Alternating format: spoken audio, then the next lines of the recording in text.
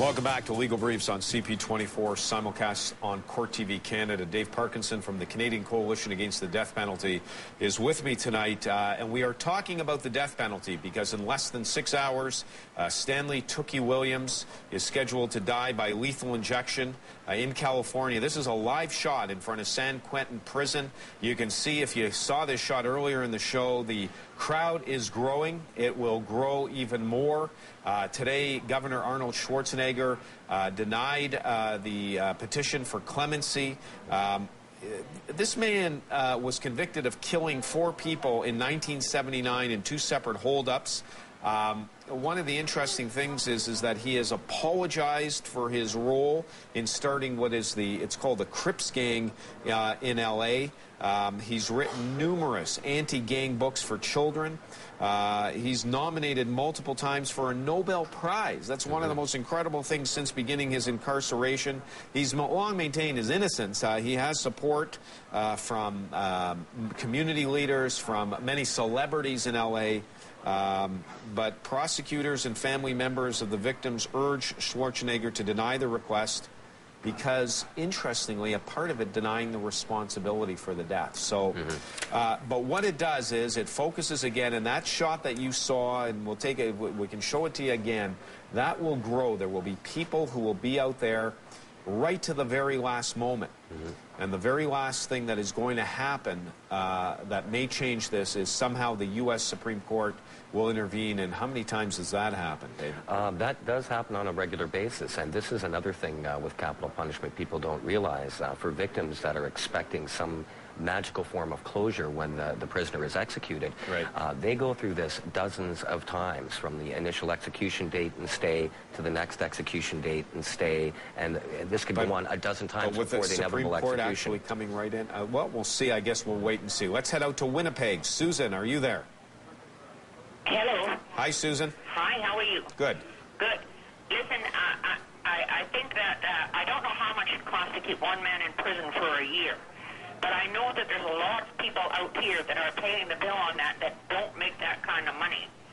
And I think that anyone that commits a crime, it costs the taxpayer. So every taxpayer is also a victim. It's not just the person that was the actual victim. It's every taxpayer in Canada.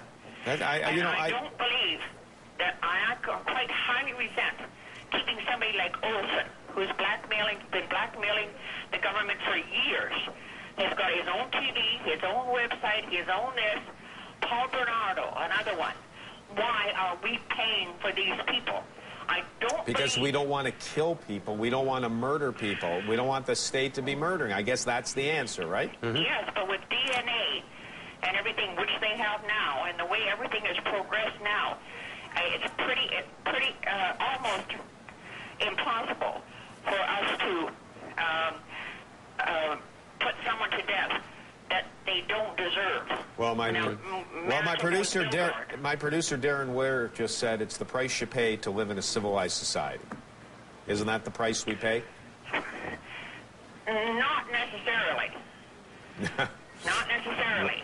I think that every taxpayer, regardless of whether someone goes to jail for 6 months or for life, the taxpayers are on the hook for the bill, and I think that if a person is going to appeal it, they should be allowed so many appeals, and that's it. All right, Susan, thank you for your call. Thank you. Okay, appreciate it. You know what? I tell you, there would be no way to do this scientifically tonight, but if we were ever to take a poll today, as of December 12th, 2005, across this country, it's my gut feeling that our total would be higher than 53% supporting the return of the death penalty in this country. Yeah. Don't you agree? Yeah, it probably would. But as she was mentioning with issues of taxation, I mean, why are my tax dollars going towards health care for smokers, for instance? I mean, those are issues of taxation. Talking about Olson having a website and a television and things like that. I mean, what the prisoners basically have, we have more in Canadian prisons than they do in the U.S. But most of them are just basic things. Television, I mean, this helps people be in touch with the outside world, not be kept in absolute isolation or segregation. I don't think you get a lot of sympathy from No, I'm sure you don't, but ask anybody in prison administration what happens when you take the prisoners' televisions away, and you'll get much more sympathy. Well, yeah, but I don't think that yeah, I think a lot of people out there say they shouldn't get television, shouldn't get anything. If you murder somebody, and we're not going to murder you by the death penalty, we don't want you in jail watching TV and having all. I mean, again, that's just people reacting from a gut way. Certainly, but you don't want to have these individuals housed in inhumane circumstances either. And to deny the individuals any access to the outside world, whether it be through newspapers, television, or what have you. And if you ask anyone in prison administration, they'll tell you that television is one of the most effective tools for controlling prisoners, preventing riots, and keeping people occupied to make life much easier for the guards and staff there. So, right, I mean, there are more issues here than many of the viewers are aware of, obviously, when it comes to what happens within the prison facility. All right, let's go to Ajax. Brian, are you there? I am, Lorne. Go ahead, you're on the air. Hi, Lorne. Hi. I just, one thing I wanted to ask Dave was the fact that he's wearing the button representing Tookie Williams. I'd like to ask him where the other 4 buttons are for the victims that were killed by Mr. Williams. Well, first I wanted to mention, I guess you can't see in the shot. What does that button say? It's actually for Jimmy Dennis. Jimmy Dennis. Jimmy Dennis. Yeah, JimmyDennis.com. He, well, when we founded the organization in 1998, it was over the wrongful conviction of Jimmy Dennis in Pennsylvania. Now, he's going to have an execution date coming up soon, and he's going to be going to the federal court to try and get relief.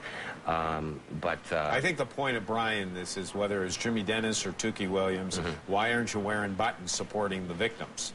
Or the victims' families? Well, because the victims' families, unfortunately, they've already perished, and there's nothing that I can do or that you can do to bring them back. Tookie hasn't. There is the possibility of stopping Tookie from being executed and allowing him to continue his work in trying to resolve gang violence. You talk about representing people and keeping them in humane situations. How about the victims that are 6 feet under? What are you doing for them and their families? As I said, there's nothing that can be done for the victims at this point, but what can be done for the families? Facing the death penalty, you are not doing anything for the people who have been killed. That's why this whole program is so skewed towards... Well, there are numerous groups and organizations out there who are against capital punishment, including ours, that do work with victims' families.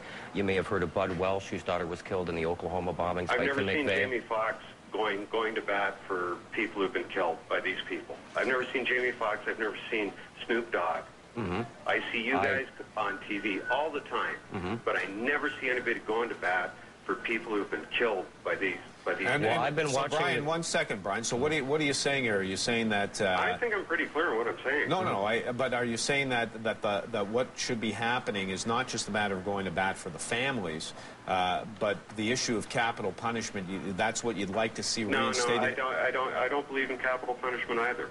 Oh, I see. But I just feel that you've got Dave here, but you don't have someone representing the other side. I've got the callers, and I've got you, and I've got a lot of people out there who've been calling in and talking about why they would like to see it reinstated and talking about victims' families. And I appreciate your call, Brian. Okay, thank you, Lorne. And I might want to add for Brian, too, that in the past, I had a friend that I knew growing up in high school who was brutally murdered.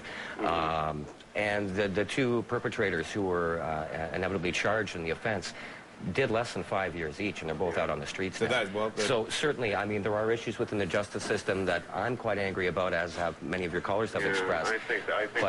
I think that's the frustration on our end. All right, Brian, appreciate your call. Thank you. Thanks a lot for calling in. We've got to take one more break here. Is that right? Okay, got to take the final break. These hours always go by so quickly. We're trying to get to as many of your calls when we come back.